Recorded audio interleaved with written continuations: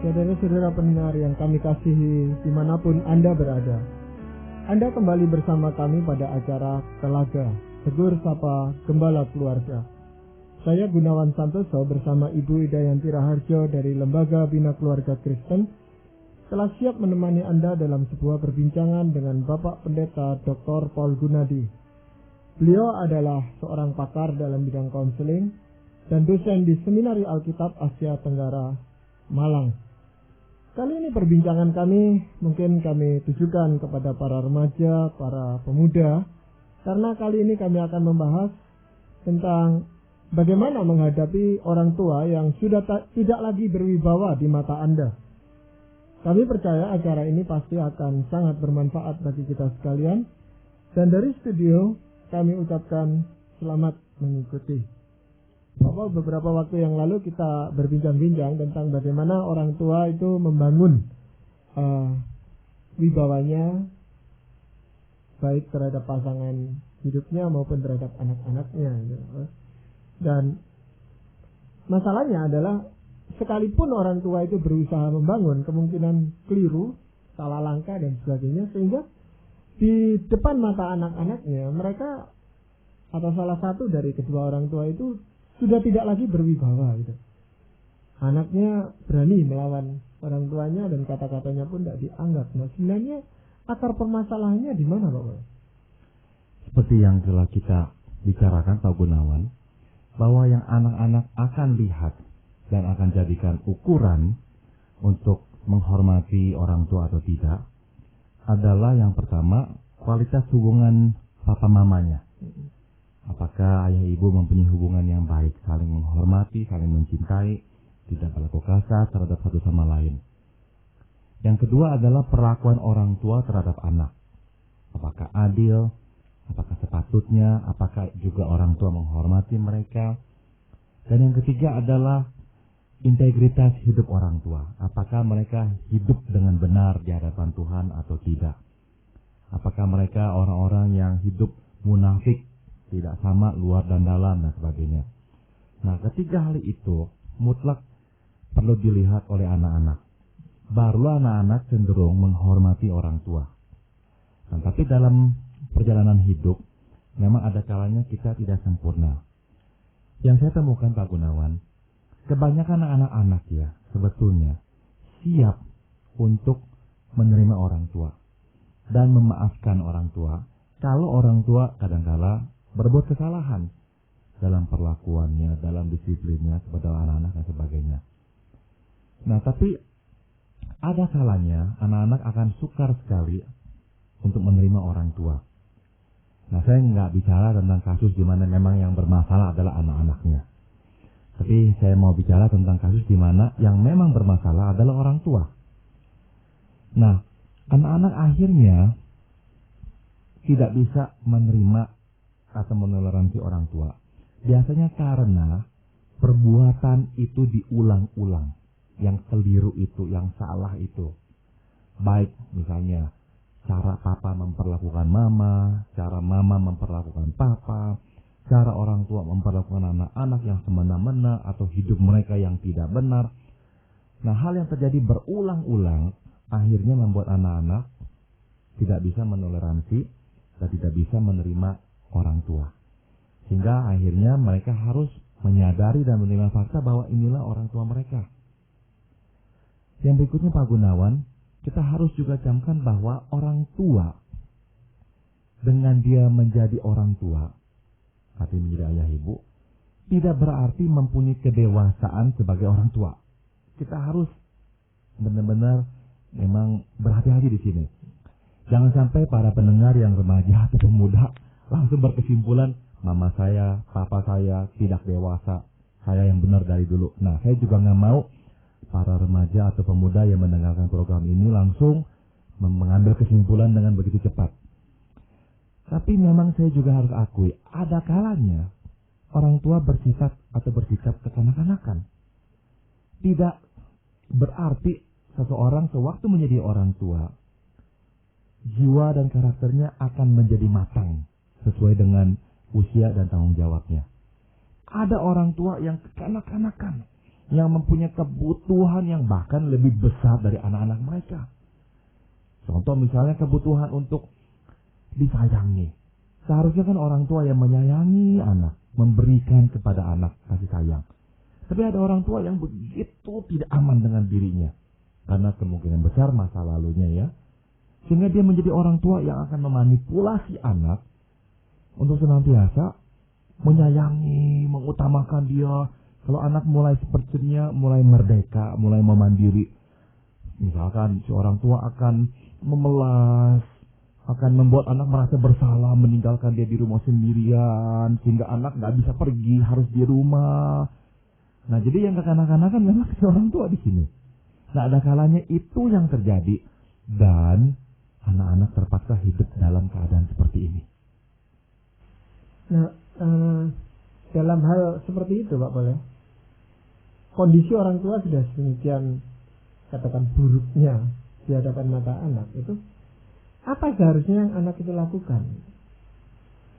Yang pertama adalah anak-anak perlu untuk melihat dengan jelas di mana duduk masalahnya. Sebab apa? Ada kecenderungan anak-anak ini akan terjerat di dalam hubungan yang tidak sehat ini. Sehingga waktu si orang tua berkata, engkau tidak sayang kepada papa, engkau tidak sayang kepada mama, engkau kok tega-teganya meninggalkan mama di rumah atau apa. Si anak merasa bersalah. Si anak merasa, iya saya yang jahat, saya yang tidak baik, saya yang harus diam di rumah. Atau contoh, si anak tidak bisa keluar, disimpan di rumah terus, sudah umur 22 tahun, tapi tidak bisa keluar rumah, harus pulang sore, gak boleh pergi dengan teman-teman. Waktu dia mau keluar dengan teman-teman, orang tua langsung memarahinya. Nah, akhirnya si anak jadi bertanya-tanya, saya salah ini ya, saya seharusnya memang di rumah, saya seharusnya memang tidak keluar-keluar dengan teman-teman. Nah, anak-anak perlu melihat dengan jelas di mana duduk masalahnya. Yang lain lagi yang juga klasik, orang tua yang sering bertengkar, terus bertengkar. Anak-anak kadang-kadang beranggapan mereka lah pokok pertengkaran antara orang tua. Mungkin waktu masih kecil ada peristiwa di mana orang tua bertengkar dan memang melibatkan si anak. Misalkan si anak selalu nakal atau si anak kurang bertanggung jawab dalam studinya, akhirnya si mama marah, si papa membela, ribut besar. Mungkin pernah terjadi sekali-sekali. Tapi sebetulnya mereka bertengkar terus-menerus karena memang kualitas hubungan suami istri yang tidak baik. Namun si anak karena pernah merasa dia menjadi pokok pertengkaran orang tua, akhirnya beranggapan setiap kali orang tua bertengkar pasti salahnya. Jadi apa yang terjadi? Si anak merasa dia anak yang tidak baik, karena dialah orang tua jadi susah hati. Apalagi kalau orang tua berkata, kenapa sih kamu bikin susah kami? Kamu kenapa sih begitu jahat pada kami? Tidak memperhatikan kami dan sebagainya. Nah, di sini anak-anak perlu melihat dengan pikiran yang jernih di mana duduk masalahnya. Tempatkan masalahnya di tempat yang sebenar-benarnya. Kalau memang bukan pada mereka sebagai anak, tapi pada orang tua, anak-anak harus berkata, memang ini masalah mereka. Ada contoh yang klasik misalnya yang sering terjadi, ada anak-anak yang sampai nggak berani tinggal di luar rumah.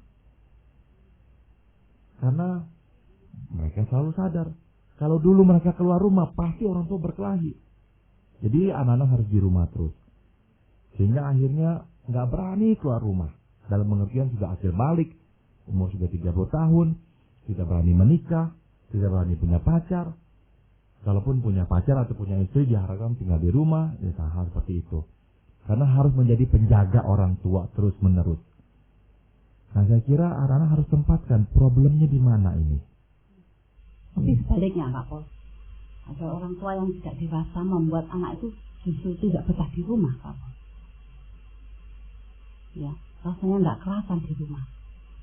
Kadang-kadang sampai untuk menghilangkan kejenuhan tuh dia naik bis dari ujung kota satu ke ujung lain, ke ujung yang satu lagi, kemudian dia pulang.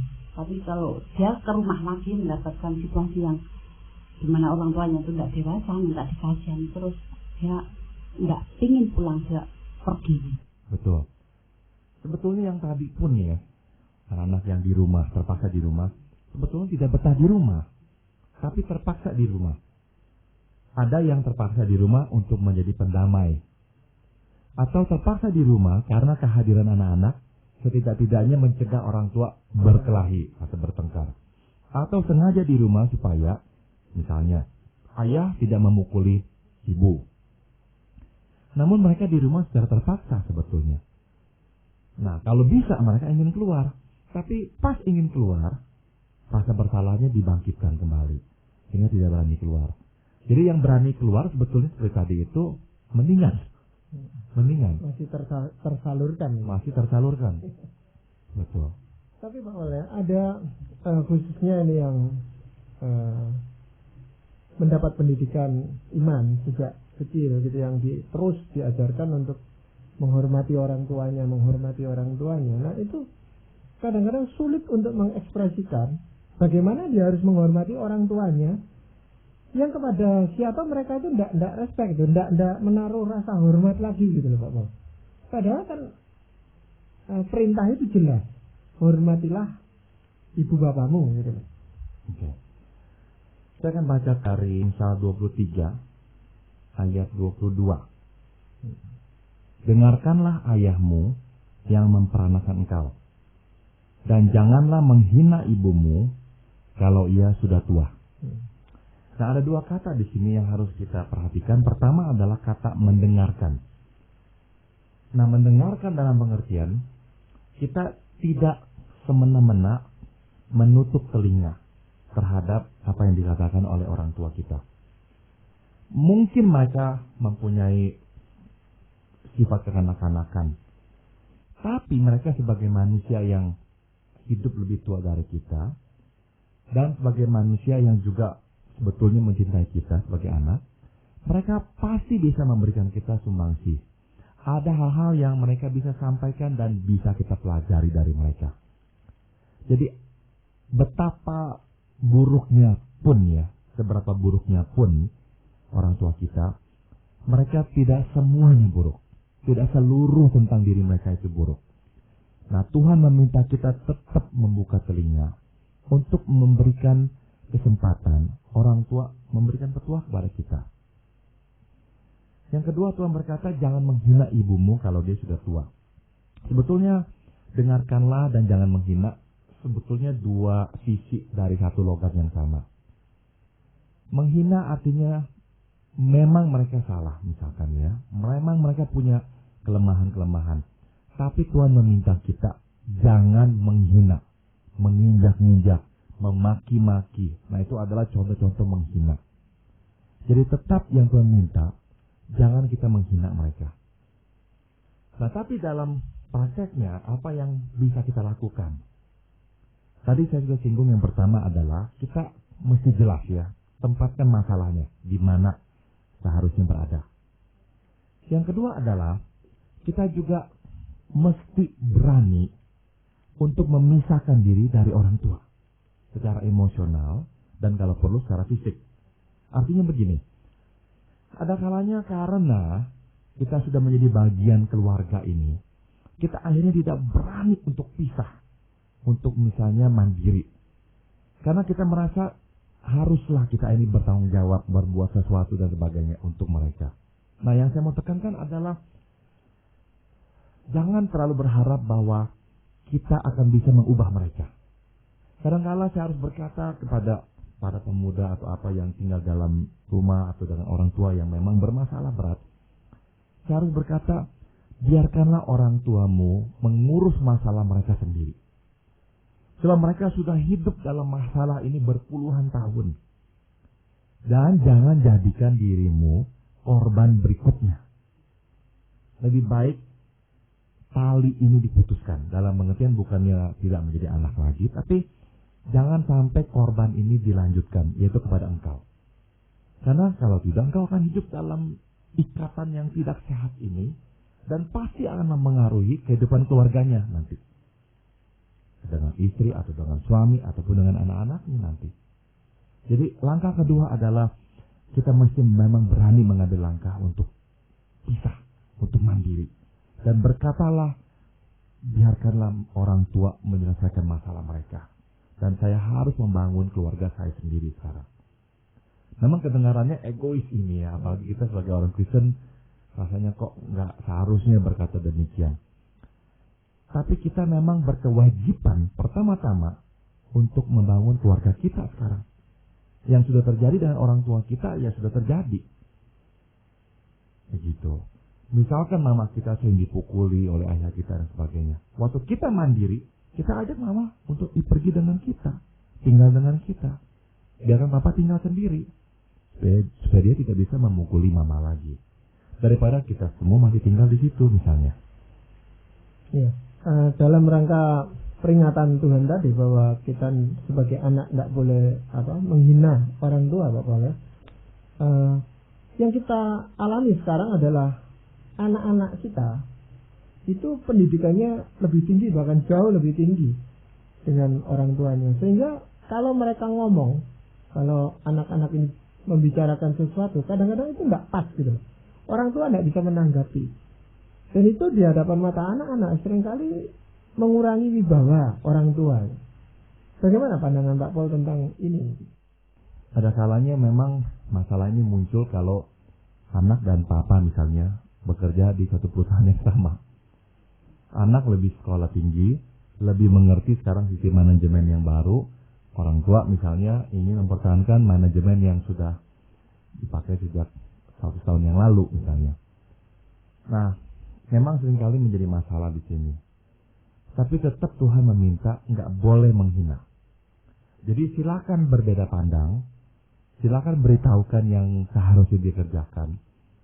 Tapi kalau orang tua tidak setuju dan memang sampai saat ini mereka lah yang masih punya perusahaan, ya saya kira anak harus mengikuti. Kalau anak mungkin berkata, bagaimana kalau perusahaannya rugi? Ya biarkan. Memang ini adalah keputusan orang tua. Biar orang tua melihat sendiri. Nah nanti karena dia melihat iya rugi ya, iya keliru ya, dia akan bisa berkata anak saya betul. Tapi justru kalau misalnya anaknya itu memaki-maki seorang tua karena dianggap kolot lah apa dan sebagainya, meskipun rugi pun atau keliru pun orang tua enggan mengakuinya, gengsi.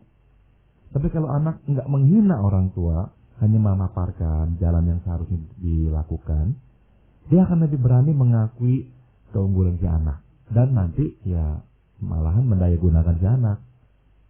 Gitu.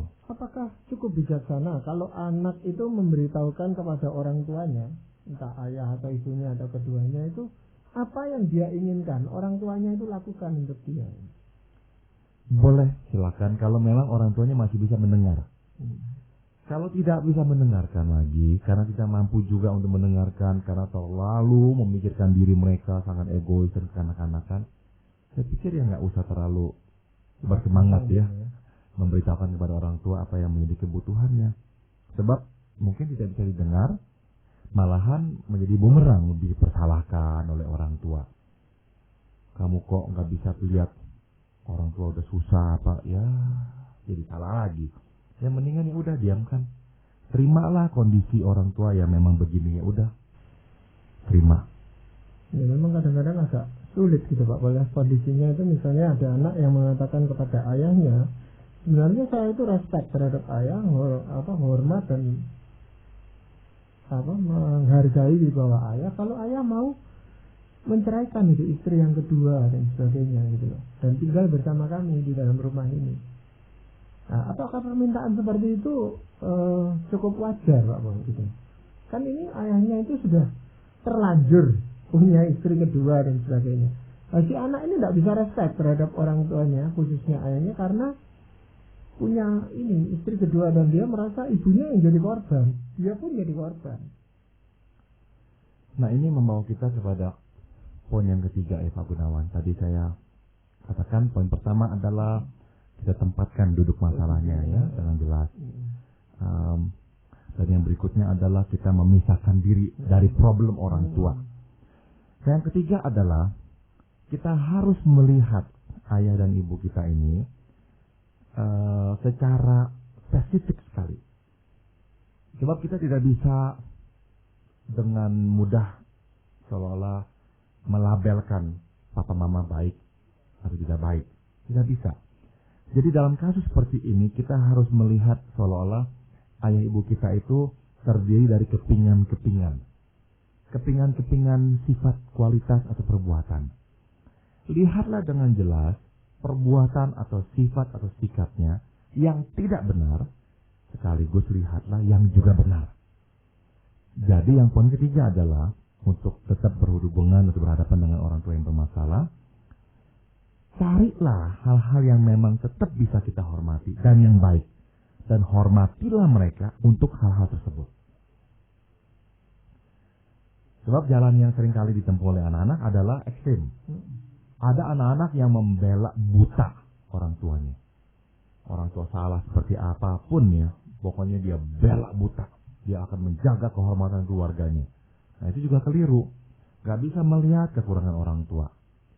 Atau ada anak yang membuang orang tuanya sama sekali. Orang tua yang jahat, tidak baik, yang buruk. Nah saya kira kita perlu di tengah dalam pengertian melihat jelas setiap perbuatan, kelakuan atau sifat dan sifat sikapnya. Adakah yang baik? Adakah yang memang sangat menunjang kita dulu, yang kita hargai? Disitulah kita menghargai mereka. Disitulah kita menghormati mereka. Ya. Gitu. Tapi biasanya memang khalayak dalam masyarakat itu bisa menerima Bapak kalau anaknya tidak menghormati orang tua karena ulah dari orang tuanya sendiri. Itu masyarakat masih bisa menerima.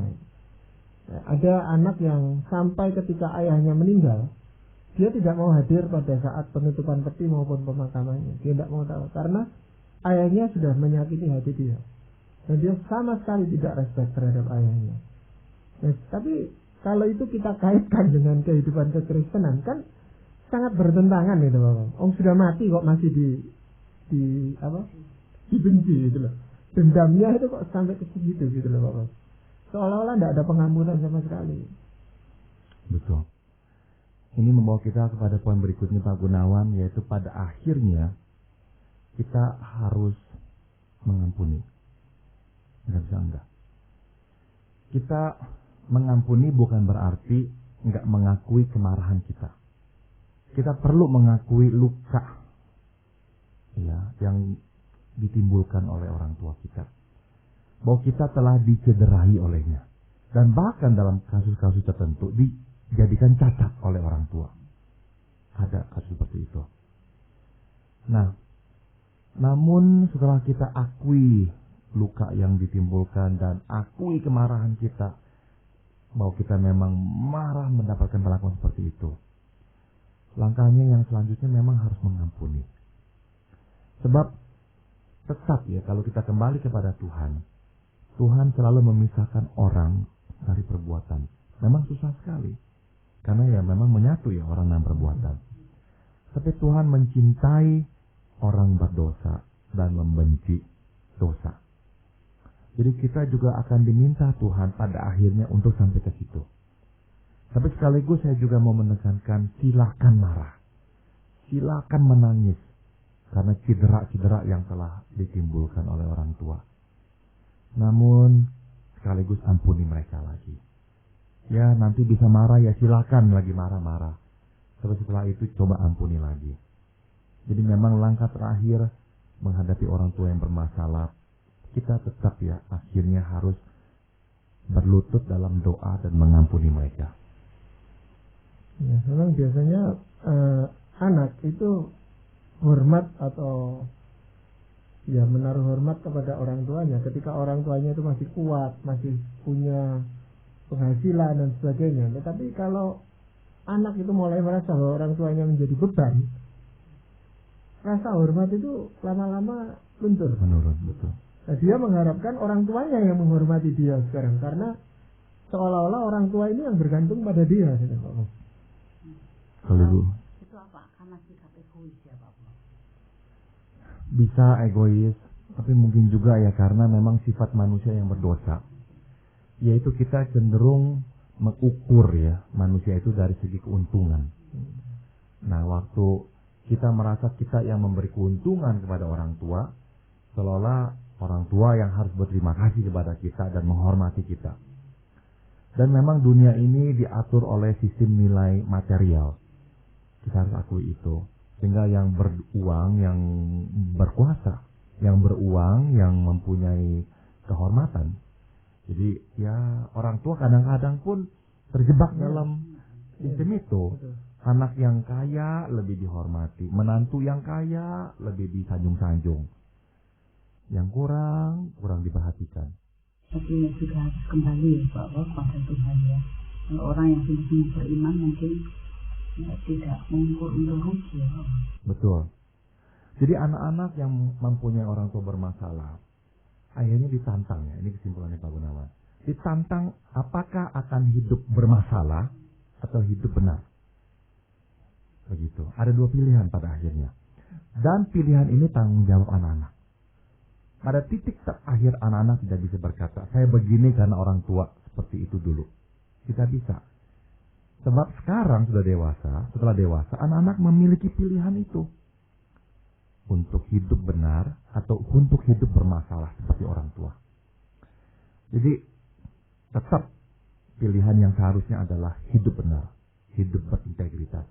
Meskipun orang tua dulu tidak berintegritas atau tidak benar. Begitu. Ya, tetapi di dalam hal memilih pilihan yang itu justru itu yang sulit gitu Pak. Untuk merealisasikan.